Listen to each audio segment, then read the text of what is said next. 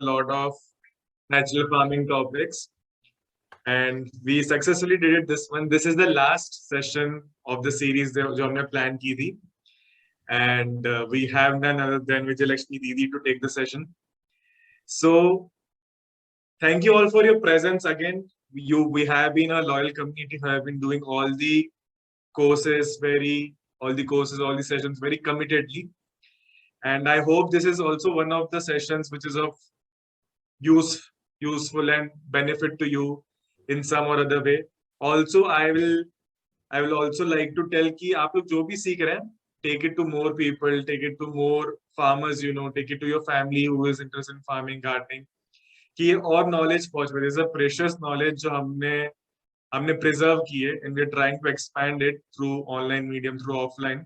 Vijay Lakshmi Didi is already doing a lot of courses. She's an art of living trainer also, जिन्होंने बहुत सारे farmers को already train किया हुआ है, बहुत सारे gardeners को train किया हुआ है through both the mediums, offline and online.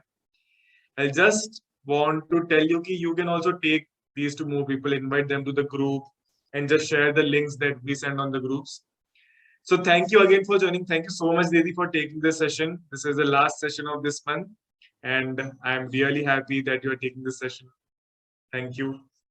Thank you, Rahul. You are inviting me without fail. Actually, from last 2-3 days, I am in the hospitalized, and when Rahul told me that we have to do this session, Didi, तो मैंने उसको yes बोल दिया था. But ऐसा हुआ कि कुछ नहीं. तो राहुल का commitment इतना था.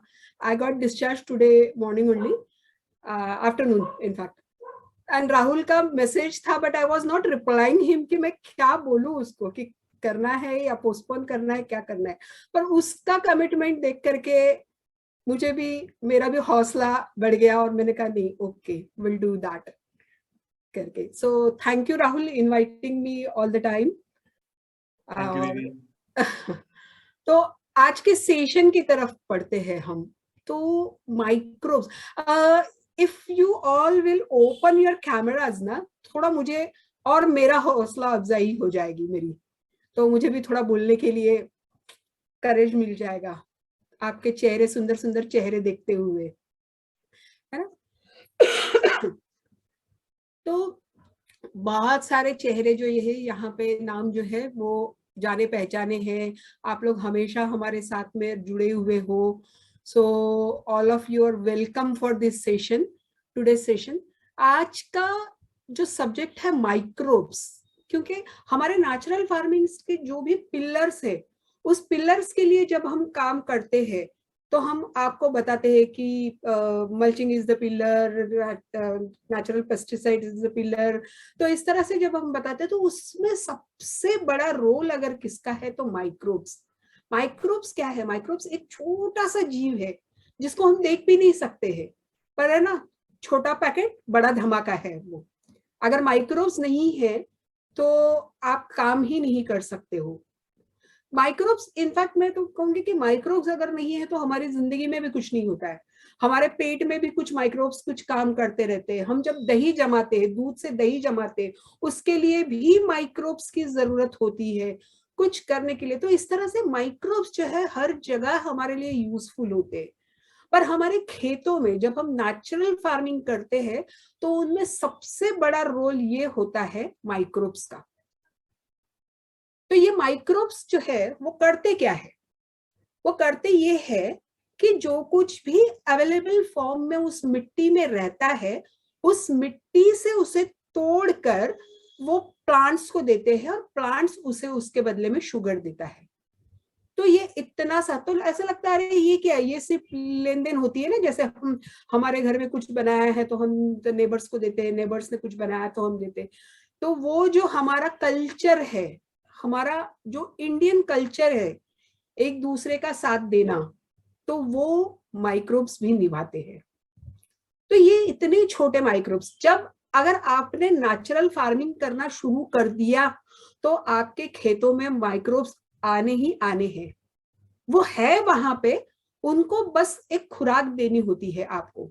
जो हमने अब तक सीखा हुआ है माइक्रोब्स को बढ़ाने के लिए क्या क्या करना पड़ता है, जैसे जीवामृत है, अमृत जल है, बहुत सारे जो हमारी गो आधारित खेती के जो भी ये है, घनजीवामृत है, पंचगव्य है, हम ये सब दे करके हम हमारे खेतों में उसको बढ़ाते हैं। तो जैसे ही आपने फर्स्ट स्टेप करना शुरू कर दिया, बिना जुताई के आपने अगर नेचुरल फार्मिंग करना शुरू कर दिया, तो आपके खेतों में वो माइक्रोब्स है। ये माइक्रोब्स जो होते हैं ना, वो ऊपर की सतह पे होते हैं। जो लेयर है ऊपर की 1 से 1.5 इंच की, जो हमारी खेतों की मिट्टी जो है, उस मिट्टी के अंदर में ये माइक्रोब्स है। और ये माइक्रोब्स की संख्या आप जितनी बढ़ाओगे, उतनी आपकी मिट्टी एनरिच हो जाएगी, आपकी सॉइल जो है वो पूरी परफेक्ट बन जाएगी। भुरभुरी जिसको कहते हैं, काली होती है, भुरभुरी होती है, तो ये जो होती है माइक्रोब्स की वजह से। नेचुरल फार्मिंग जब आप करना शुरू कर देते हो, तो अभी बारिश का सीजन है, और हमारे यहाँ ये कहा जा रहा है अभी कि अगर वर्ल्ड वॉर अगर होना है किस चीज के लिए, तो वो होना है पानी के लिए, और हमें पानी बचाना बहुत बहुत जरूरी है। पर जब आप नेचुरल फार्मिंग करते हो, आपके खेतों में जब माइक्रोब्स काम करते हैं, तो मिट्टी वो जो पोरस बनती है ना, तो आपकी मिट्टी बह के नहीं जाती है। हमने बाकी के बाउंड्रीज और वो सब सीखे हुए हैं, अभी पिछले सेशंस में हमने देखे हुए थे। इससे पहले भी मैंने जो मेरे सेशंस लिए हुए थे, उसमें आप लोगों को वो सारे डिटेल्स मैंने बताए थे। तो उस तरह से जब हम करते हैं, तो हमारी मिट्टी पे, बल्कि वो पानी का लेवल जो है ना नीचे चला जाता है, मतलब पानी पूरा जमीन के अंदर में आपके चला जाता है, चाहे जितनी भी बारिश हो। और आज हमें यही बहुत जरूरी है कि हमारे खेतों में हमें अपने पानी को बचाना है।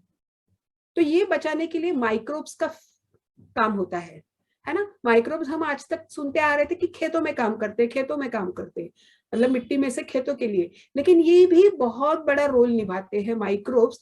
जब माइक्रोब्स वहां पे होते हैं, तो वो माइक्रोब्स की वजह से पानी आपकी जमीन में ठहरने लगता है, और जब आपकी जमीन में पानी ठहरने लगता है, अपने आप से आपकी नेचुरल फार्मिंग होती है। हम जो कहते हैं कि आप अगर खेतों में पानी मतलब रसायन डालना बंद कर दोगे, तो आपके पानी की जरूरत कम लगती है, तो ये इस तरह से कम लगती है।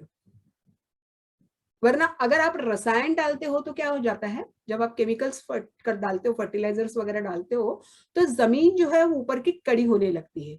और जब ऊपर की जमीन जब कड़ी होती है, तो उस जमीन के अंदर पानी जो है नीचे नहीं रहता है, पानी निकल के बह के चला जाता है आपके खेतों से बाहर, और फिर वो वेस्टेज हो जाता है पानी, क्योंकि वहां से निकल के पानी निकल के नदी में जाएगा, नदी से समंदर में जाएगा, और समंदर से फिर भाप बन के जाएगा। तो जब वो खारा पानी जब हमें मिलेगा, तो उसके हमें जरूर मतलब कुछ यूजफुल नहीं है।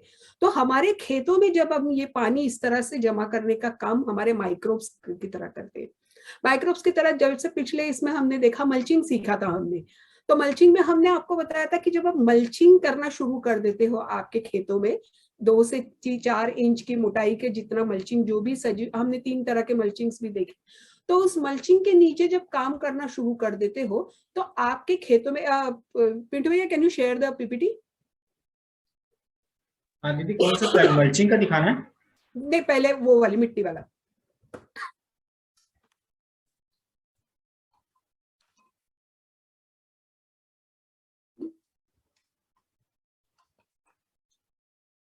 तो देखना, ये जो मिट्टी की लेयर आपको दिख रही है, तो ये आपके माइक्रोब्स जो होते हैं, ये सिर्फ ऊपरी सतह पे होते हैं।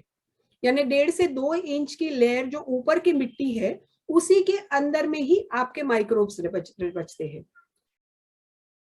जो जिसको हम टॉप सॉइल बोलते हैं।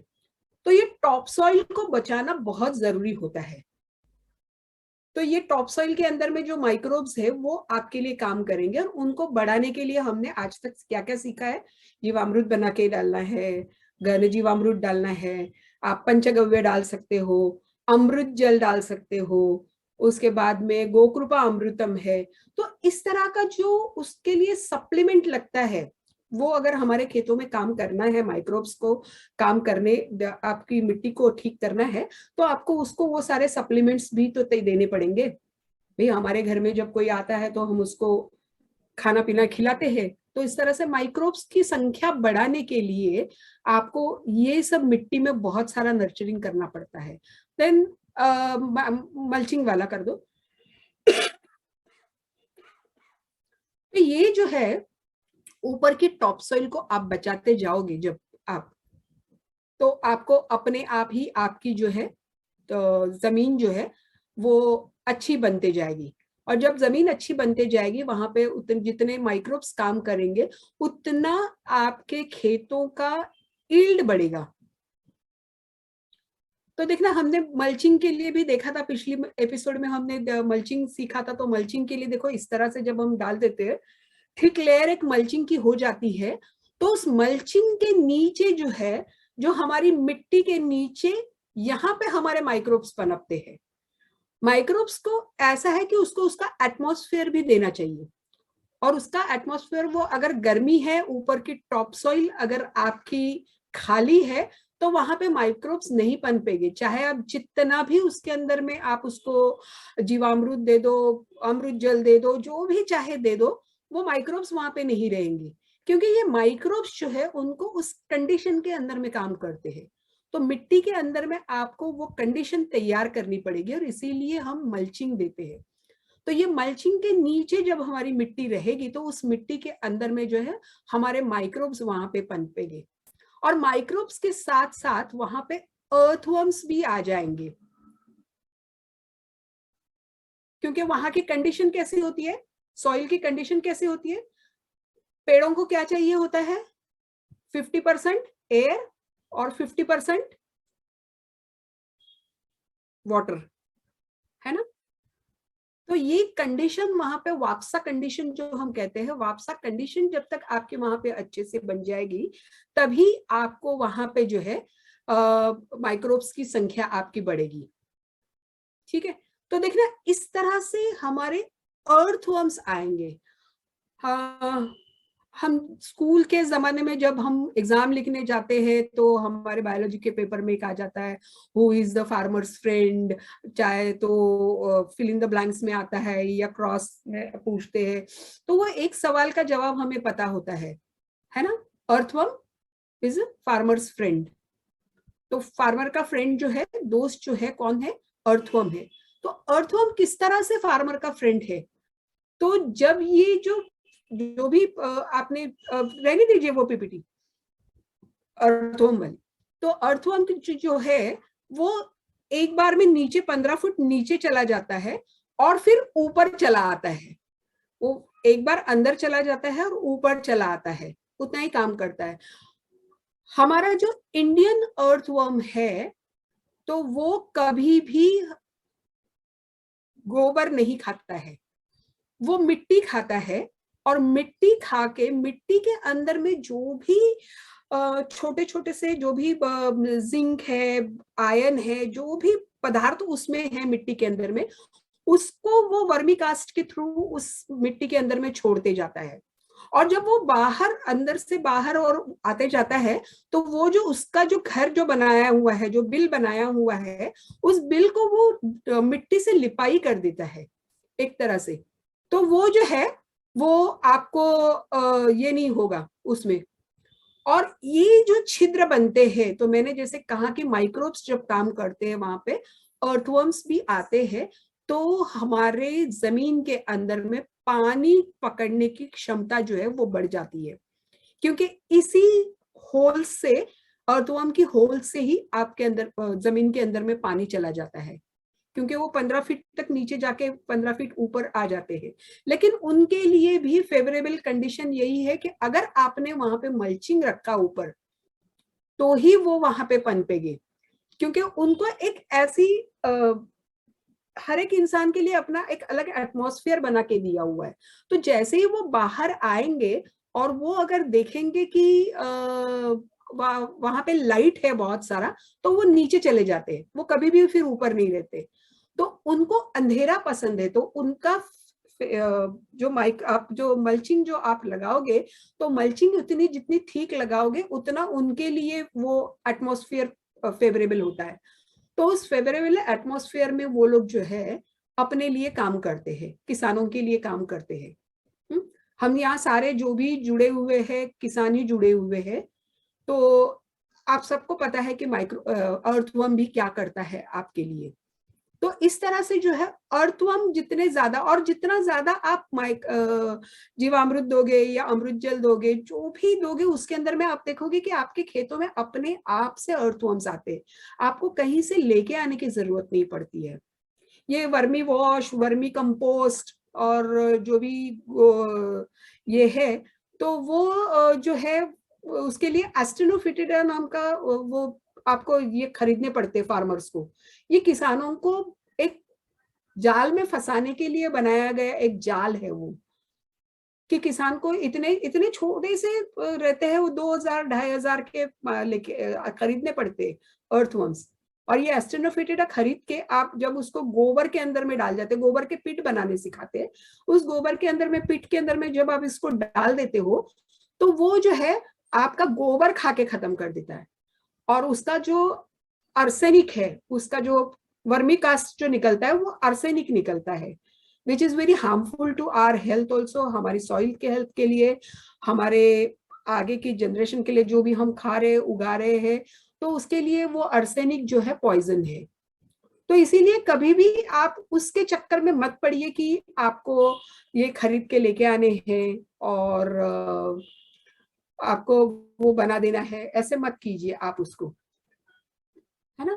तो आप अगर फॉलो करोगे 4 जो हमारे नेचुरल पिलर्स जो है, हमने आज तक जो भी सीखे, today is our last session, तो ये जो हमने जो सीखे हुए हैं, तो उनको अगर आप फॉलो करोगे बराबर से, वो चारों पिलर्स को आप अगर रखोगे, तो आप देखोगे कि आप नेचुरल फार्मिंग करना आपके लिए आसान हो जाता है, कोई बहुत बड़ी दिक्कत नहीं आती, और बल्कि उसके सारे फायदे ही फायदे हैं। मतलब एक मल्चिंग करने की वजह से हमारे खेतों में माइक्रोब्स बढ़ जाते हैं, माइक्रोब्स के साथ साथ अर्थवर्म्स भी बढ़ते हैं, जिसकी वजह से हमको जो भी पौधों को चाहिए होता है वो अर्थवर्म्स प्रोवाइड करते हैं, माइक्रोब्स प्रोवाइड करते हैं, और जो बिल बनते हैं उसके थ्रू पानी जाकर के आपकी जमीन के अंदर में पानी आपको वहां पे रहता है। तो इस तरह से आपको, एक सेकेंड,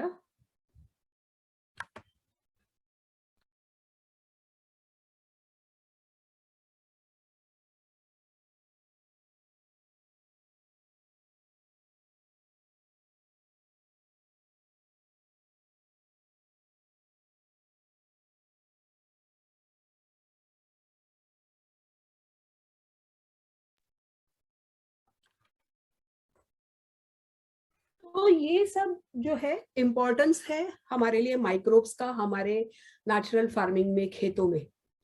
और इसको आप सिर्फ खेतों में ही नहीं, गमलों में भी अगर आप खेती करते हो, तो गमलों के अंदर भी सेम प्रोसेस आपको अपनानी है, मल्चिंग करना है, आपको जीवामृत देना है, जिसकी वजह से आपके वहां पे भी माइक्रोब्स की संख्या बढ़ेगी, क्योंकि हर जगह पे, हर प्लांट कहीं पे भी हो पौधा, उसके लिए आपको ये सब देना, प्रोवाइड करना जरूरी है। किसी को कुछ सवाल है?